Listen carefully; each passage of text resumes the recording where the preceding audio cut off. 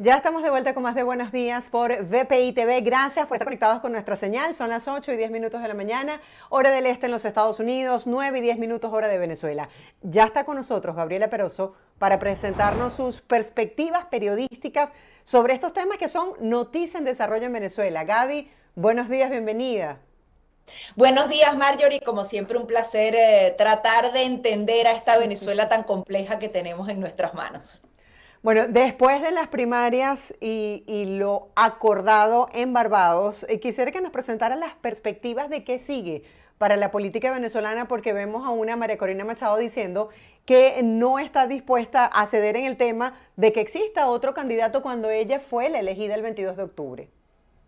Bien, es que creo que la posición de María Corina Machado es completamente entendible y Ujú, necesaria. sí. Veíamos esas declaraciones que daba a el diario El País de España, en donde plantea una serie de escenarios a los que ni siquiera hace 2 semanas pudiéramos atrevernos a pensar. Ella señalaba que dentro del chavismo se está hablando de esa posibilidad de soltar el poder por un ratico como por describirlo de esa manera, como ha pasado en lugares como en Brasil, en Argentina, la misma Bolivia, con razones distintas, en donde si bien esa idea socialista y todo eso, ellos tratan de perpetuarla en el poder por muchos años, cuando realmente las cosas se ponen chiquitas, ellos sueltan salvando las distancias de que en Brasil y Argentina sí hay democracias, por lo menos hay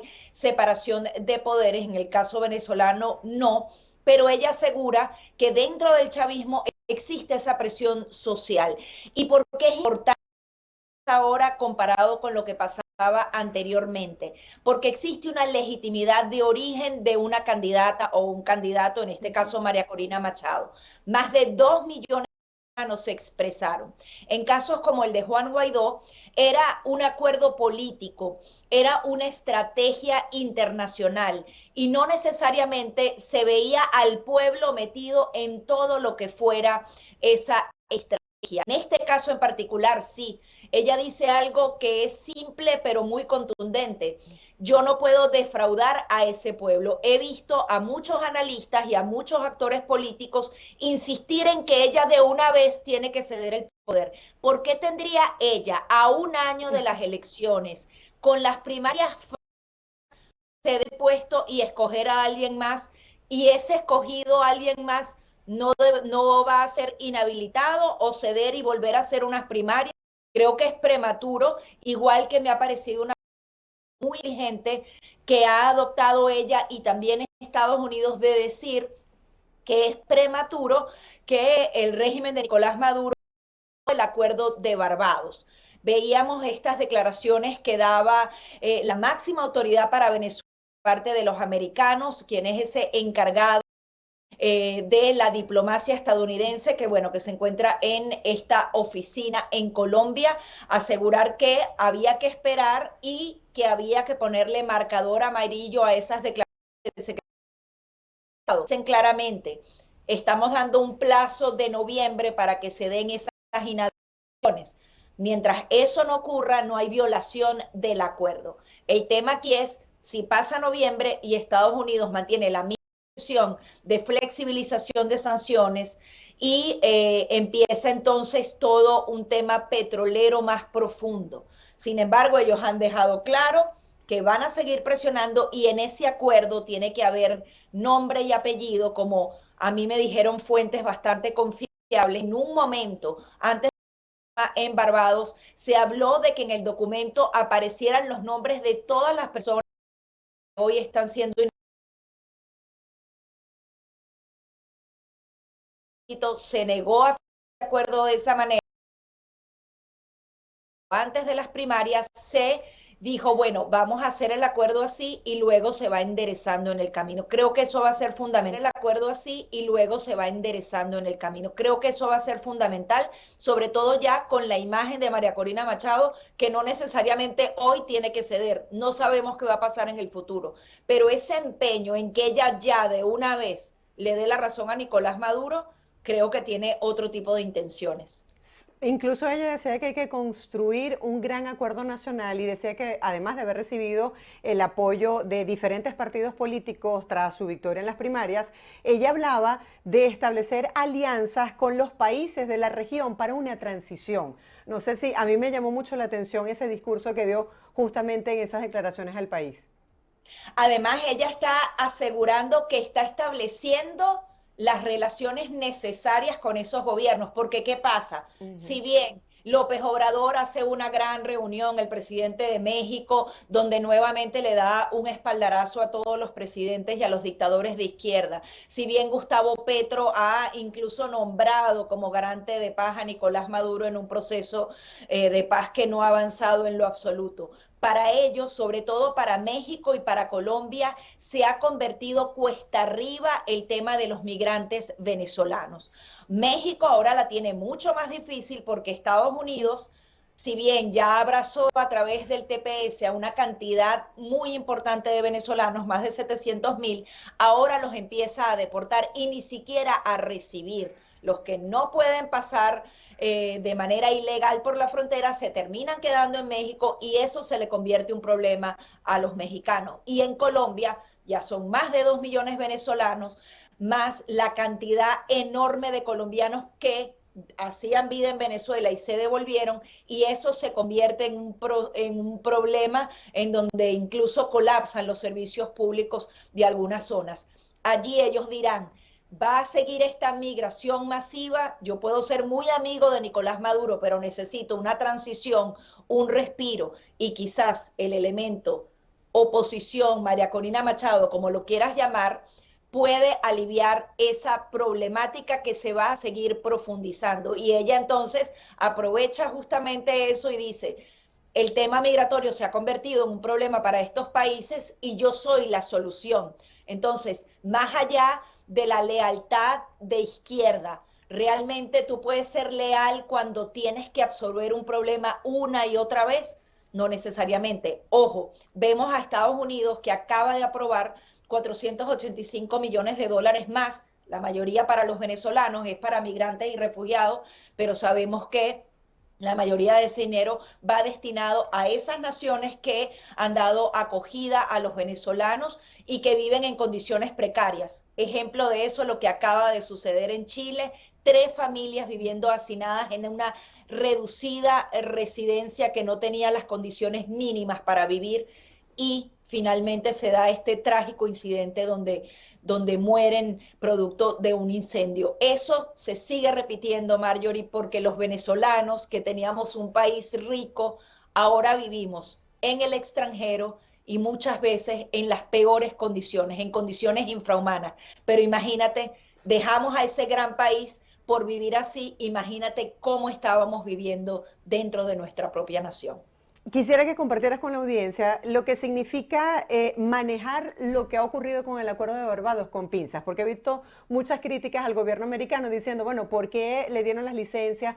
¿Por qué flexibilizaron las sanciones? Y ahora vemos esta decisión del TCJ pretendiendo desconocer un hecho que ya ocurrió, que fueron las elecciones primarias. Entonces veíamos el discurso de Gerardo Blay diciendo que lo peligroso que pudiese ser la judicialización de las primarias para este acuerdo de Barbados, y veíamos a Blinken diciendo no están obteniendo vía libre para las acciones que toman, que están en contradicción con los compromisos de Barbados y deberían ir a unas elecciones libres y justas. Entonces, bajo esta perspectiva, Gaby, quisiera que explicaras un poco cuáles son los posibles escenarios que se puedan presentar y por qué no toman una decisión tan abrupta como para decir en este momento que se acaba lo que se estableció en el Acuerdo de Barbados. Lo que pasa es que imponer el castigo de una vez sin lograr que la conducta cambie no tiene mucho sentido. Ojo, lo decíamos la semana pasada, Marjorie. Si amenazas a tu hijo de que lo vas a castigar y pones un plazo, que sería noviembre, y después le dices, bueno, pero está bien, para la próxima fiestecita si no vas, ahí estarías debilitándote frente al adversario y no cumpliendo tus promesas. Tenemos que ver a un Estados Unidos respondiendo el 1 de diciembre, por poner una fecha, que era un poco el ejercicio que yo traté de hacer con el embajador Palmieri. Hoy es 1 de diciembre y estamos frente a esta decisión del Tribunal Supremo de Justicia. La línea roja es devolver los derechos políticos a María Corina Machado. ¿Qué pasa? Él vuelve a ir al plazo. Es decir, después del plazo algo tiene que ocurrir.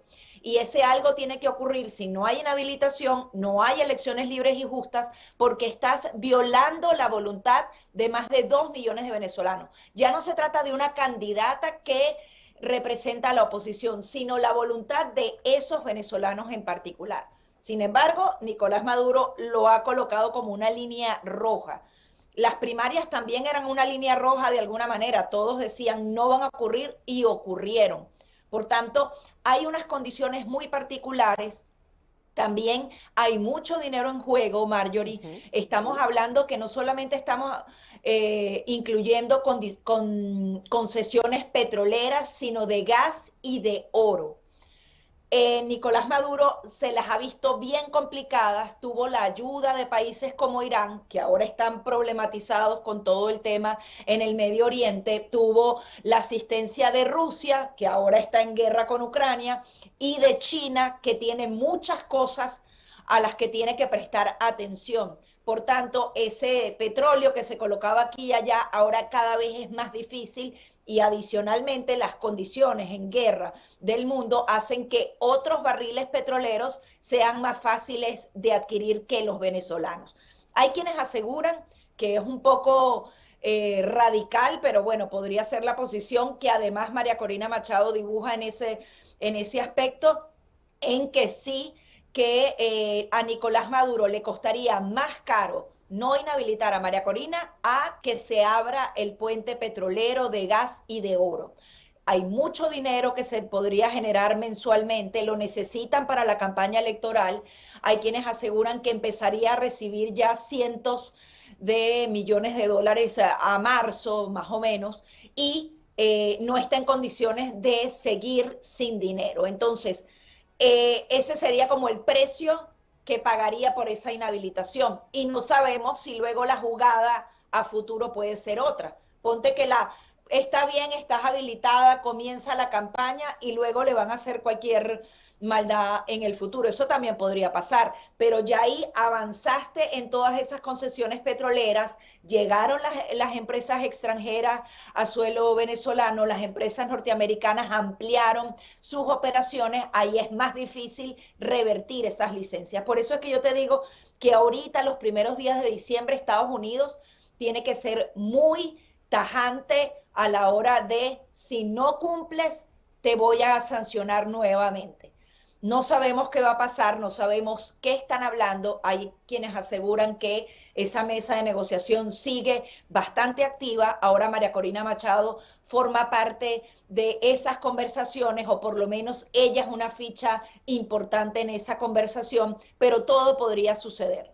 Sin embargo, siempre hay que tener en cuenta, Nicolás Maduro es difícil que suelte el poder por el lado electoral, pero el simple hecho de que internamente en el chavismo se hable de la posibilidad de soltar el poder con una María Corina que ganaría con todos los poderes en contra, porque tendría la Asamblea Nacional, prácticamente todos los gobernadores y todos los poderes del Estado en su contra, eso podría provocar que ese gobierno colapse en apenas un año.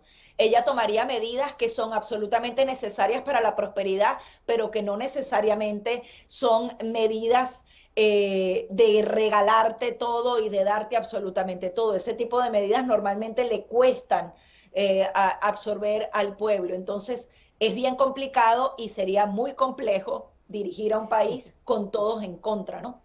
Sí, vamos a hablar de la parte económica. Algunos analistas han dicho que estos acuerdos están supeditados al beneficio que cada una de las partes obtengan de él. Por un lado dicen, bueno, ahora va a agarrar respiro financiero el gobierno, el tiempo que duren estas licencias para poder tener mayor fuerza y desarrollar las presidenciales. Otros aseguran que esta recuperación no se va a ver a corto tiempo y algunos analistas han señalado que se escogió el segundo semestre del año 2024 para las elecciones, justamente para que el gobierno pudiese beneficiarse económicamente de estos acuerdos. ¿Cómo lo ves tú?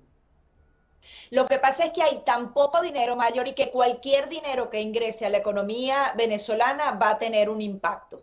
Eso es así. Sin embargo, ya hemos visto que ha pasado un año desde la primera flexibilización que se le dieron a algunas empresas norteamericanas y el impacto ha sido muy local. Lo que pasa es que, bueno, ellos solamente pueden extraer, ir directamente a Estados Unidos. Si esa flexibilización se da, no va a ser inmediata y las inversiones que se necesitan para cambiar de 700.000 barriles a 1 millón, a 1,5 millones, llevan tiempo y necesitan garantías, porque esa es una de las claves aquí. Se está dando una licencia por 6 meses. ¿Qué empresa se atreve a meter todo el dinero para sacar más petróleo o comercializar más gas cuando está supeditado a este tema político que es tan frágil? Entonces es complicado. Sin embargo, si se dan esas negociaciones, va a haber dinero en efectivo que recibiría Nicolás Maduro y que obviamente lo derrocharía directamente para esa campaña electoral. Allí también viene un tema, ellos van a tener dinero y qué dinero tiene la oposición para hacer esa misma campaña presidencial. Ese es uno de los puntos importantes. Habían personas que decían, Nicolás Maduro gana la campaña porque va a tener plata en el bolsillo y varios candidatos de oposición. Si María Corina Machado se mantiene firme, esos candidatos de oposición no se va a atomizar el voto porque ella está como por encima de la media o por encima del bien y el mal. Y por más que 5 o 10 candidatos más de oposición se lancen, ella estaría imbatible. Por eso hay que defender un poco esa posición. Gaby, Pero aprovechando este tema de Venezuela, bajo este contexto surge el referéndum sobre el Esequibo. Quisiera que nos hablaras acerca de esto. sí, el referendo del Esequibo, yo le tengo, hay algo ahí que no me suena. ¿Por qué? Porque en 2021 en México la mesa de negociación trató justamente ese tema del Esequibo y allí compromete a las partes a cumplir el acuerdo de defender nuestro territorio. Tú y yo sabemos, lo pintamos durante todo nuestro tiempo escolar, el Esequibo es nuestro, es parte de nuestra soberanía, de lo que creemos como venezolanos y para nosotros esa tierra es nuestra. No hay problema en eso. Pero a mí me suena que esto podría ser un punto peligroso en esas negociaciones, porque recuerda que cada uno de esos acuerdos parciales, uno está amarrado a otro. Entonces, se dio en aquel momento ese acuerdo del Esequibo y ahora se da el de los derechos políticos para hacer esas elecciones libres. ¿Qué pasa si el régimen de Nicolás Maduro dice a la oposición: no participaste en el referéndum de hoy, no estás defendiendo el Esequibo, no estás cumpliendo parte de los acuerdos parciales y vuelven a romper y a pararse de la mesa? Eso podría utilizarse. Otro punto interesante, ¿por qué meter el Esequibo en esa mesa de negociación? Porque el que realmente negocia es Estados Unidos. ¿Y Estados Unidos de qué lado está en esa disputa territorial? 100% del lado de Guyana. Lo han dicho, lo han expresado e incluso forman parte de las concesiones que se han otorgado a petroleras a esa nación. Es un punto discordante, la oposición no podría estar del lado de Estados Unidos porque obviamente tiene que estar del lado de su territorio. Y otro punto que me preocupa muchísimo, esa quinta pregunta donde prácticamente ellos dibujan un estado a la fuerza. Si bien ese territorio es nuestro, tiene que haber una instancia internacional judicial que dirima estas disputas y no ponernos de acuerdo y decir vamos a fundar un nuevo estado, a darle cédula de identidad a los guyaneses. Es como ir un paso más allá y tratar de decir, como ese es un estado venezolano, tener la excusa de que ese estado venezolano yo lo tengo que recuperar. en ese tema pareciera ya que viene el lenguaje bélico. Incluso hace menos de 24 horas veíamos a a Padrino López, al ministro de Defensa de Nicolás Maduro, decir que iban a hacer el trote por el Esequibo, en defensa del Esequibo, y colocar a todos esos militares allí. Eso son imágenes intimidatorias a Guyana. Yo creo que ningún venezolano quiere una disputa real o violenta o que haya este tipo de cosas, que llega a ese punto. Veamos si es la Corte Internacional de Justicia la que lo tiene que resolver, pero siempre ha sido a través de la negociación. Obviamente a los venezolanos les duele que incluso en aguas que ni siquiera estaban en esa zona de reclamación, se está colocando parte de esa operatividad de esas concesiones petroleras. Hay quienes están abusando un poco de la disputa que hay allí y de la situación venezolana. Pero también hay una realidad que Guyana está defendiendo algo. Yo creo que están también buscando una excusa de crear otra guerra. Recuerden que el régimen de Chávez y el régimen de Nicolás Maduro se maneja dentro de la confrontación, y adicionalmente van a utilizar esto para obligar a la oposición a ponerse de su lado. Ponte que luego del 3 de diciembre le digan: ninguno de los de la oposición que firmó el acuerdo votó a favor del Esequibo, cumplieron el acuerdo. ¿Qué pasa en ese caso? Es una excusa perfecta para pararse de la mesa. Y por el otro lado, vas a ver a toda la gente de la oposición yendo a votar en ese referéndum que ellos necesitan que tenga más votos que las primarias.